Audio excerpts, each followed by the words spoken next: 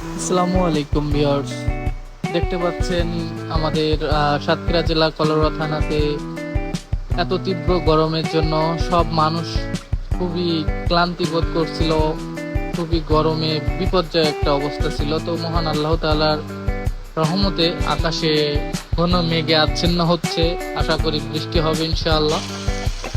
আর বৃষ্টিও শুরু হয়ে গেছে অলরেডি, আলহামদুলিল্লাহ। আল্লাহর কাছে অশেষ ধন্যবাদ, আল্লাহর কাছে হাজার হাজার শুকরিয়া আদায় করি, আলহামদুলিল্লাহ।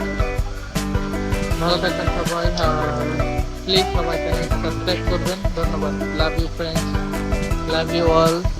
Please subscribe my